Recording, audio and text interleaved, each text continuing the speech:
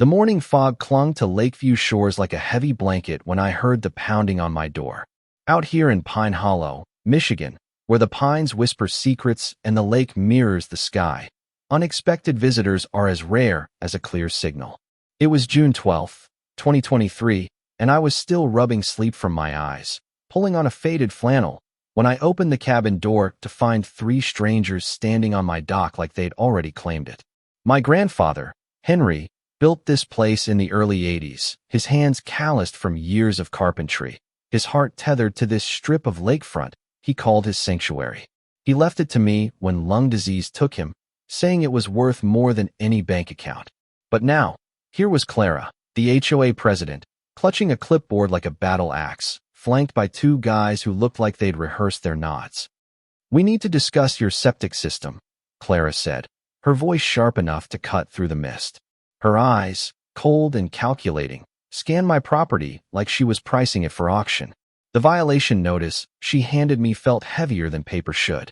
My coffee mug nearly slipped from my grip as I read it.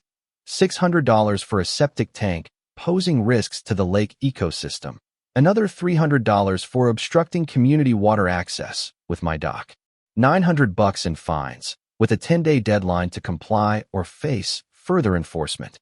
The letterhead looked official, but something about it, maybe the too perfect font or the vague company logo, made my gut twist. I'd lived here long enough to know every ripple in Pine Hollow Lake, and my dock, built before most of these fancy lakefront homes, had never caused a stir. "This dock's been here since I was a kid," I said, trying to keep my voice steady. "My granddad built it himself."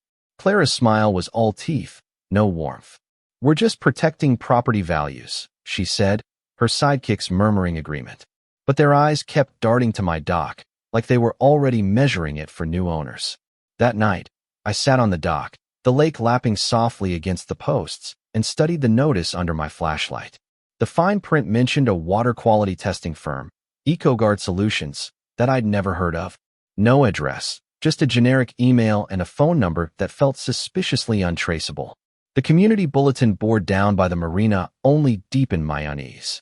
Pinned among flyers for potlucks and fishing tournaments was a notice about unauthorized structures polluting the lake. My cabin, which had stood here before half these McMansions, was suddenly labeled a threat. My neighbor, Sarah, a retired librarian with a knack for spotting nonsense, caught me staring at the board. "This is absurd," she said, her voice low. "They're saying your dock's water is toxic, but I swim there every week. It's cleaner than my tap." Then she showed me a text she wasn't supposed to see, forwarded by mistake from someone in the HOA. It read, "Get samples from the runoff near the park, not too close to his place. Needs to look legit." My hands shook as I realized they'd tested water from a storm drain 200 feet away and pinned the results on me. I started digging. EcoGuard Solutions' website was a glossy shamstock photos of lab coats. No client history, registered just 2 months ago. The phone number led to a deadline. The address was a mailbox rental in a strip mall 30 minutes away. I drove there, half expecting a secret lab, but found a sleepy tax office instead. The receptionist, a woman who'd clearly seen every tenant come and go, had never heard of EcoGuard. I called real environmental firms, who laughed when I described the testing method. "One sample from a storm drain." One guy chuckled. "That's not science. That's sabotage." The pieces were falling into place. Someone wanted my dock, and they'd invented a crisis to justify taking it. The HOA didn't stop at paperwork. A week later, I woke to find my dock chained off like a crime scene, a shiny padlock glinting in the dawn. A sign screamed, "Community dock, no private mooring," nailed right into the planks Henry had laid with his own hands. Neighbors whispered from their porches as I tugged at the chain. My frustration caught on someone's phone and posted online with the caption, "Troublemaker homeowner disrupts community efforts." The audacity hit me like a slap, using my own dock to declare it wasn't mine. Then came the ultimate insult, an invitation printed on creamy cardstock with gold lettering for a Lakeview community celebration on my dock.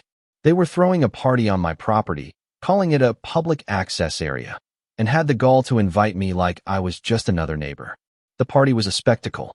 White tents sprouted overnight, fairy lights twinkling like they were staging a wedding. Caterers hauled in silver trays, and a jazz trio played under a banner proclaiming shared spaces, stronger community. Clara worked the crowd like a mayor, shaking hands and preaching about lake access for all. Neighbors I'd known for years, folks I'd shared beers with, strolled my dock like it was a public park, snapping selfies against the sunset.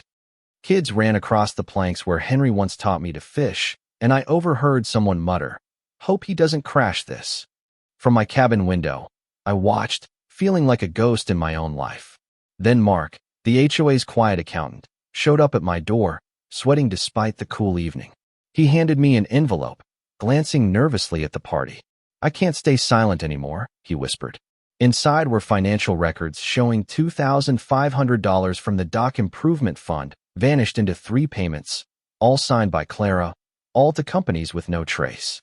The timing was damning. One payment aligned with the water quality complaints, another with the push for community access, and the last just before EcoGuard's report. Mark's sister, an auditor, had caught the discrepancies. "They're not fixing the lake," he said. "They're buying your dock." I needed hard proof. With Tom, a lawyer who joined the lake community after a stint in city planning, I headed to the county records office in downtown Pine Hollow. The place smelled of dust and coffee, its shelves stuffed with decades of property deeds. Tom, sipping the latte I'd brought, pulled files from the 70s, when the lakefront was first carved up. The plat map stopped me cold. My property didn't end at the shoreline, it stretched 60 feet into the lake, including the submerged land under my dock. Henry had bought water rights nobody else claimed. Tom compared it to an HOA newsletter, which conveniently cropped out the underwater boundaries. "This isn't a mistake," he said, snapping photos. "It's a cover-up." We found letters from Clara to the city, pushing to reclassify the lake as public, stripping owners of their water rights. The city refused, citing legal hurdles, but Clara had pressed forward anyway, faking reports to seize what she couldn't legally take. The HOA meeting was electric. The community center buzzed with 40 neighbors, drawn by rumors of a showdown. Clara sat at the front, her clipboard a shield, but her hands trembled as she shuffled papers. When she launched into her spiel about environmental stewardship, I felt the room's tension coil tighter. Tom stood, his voice calm but lethal.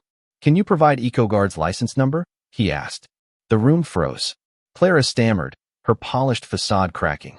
Tom revealed EcoGuard wasn't licensed, its website a 3-month-old facade. Gasps rippled through the crowd. Then he dropped the bomb. My property included the lakebed, confirmed by a 1982 survey. Clara's claim of communal access was a lie. She'd tried to rewrite property lines for years. Mark stood next, his voice steady now, exposing the $2,500 siphoned to fake companies. The room erupted, chairs scraped, voices clashed. Sarah, the librarian, stood and said, "This was a community, not a courtroom. What happened to us?" Her words hit like a gut punch, and the crowd turned, not angry but betrayed. Clara's reign ended that night. A vote suspended her from the board, unanimous save for her own silent dissent. 3 weeks later, I stood on my dock with bolt cutters, the July sun warm on my face. Neighbors gathered, not as spectators, but as allies, clapping as I snapped the chain. It sank into the lake, a final goodbye to Clara's scheme. The settlement was sweet, $2,500 returned, $3,500 in damages, $900 in fines refunded, $6,900 total. New HOA rules banned unchecked power, requiring open books and multiple signatures. Clara resigned, her house on the market by month's end. Standing on my dock, now marked with a simple private property sign, I felt Henry's presence in the lake's quiet ripples. Pine Hollow had learned a hard lesson. Power unchecked can turn neighbors into pawns. But when truth surfaces, communities can heal. So what do you think? Have you ever faced a bully with a clipboard? Someone twisting rules to steal what's yours? Should HOAs have this much power, or are they just mini dictatorships waiting to happen? Drop your thoughts below. Hit that like button if this got your blood pumping, and subscribe for more stories where truth fights back.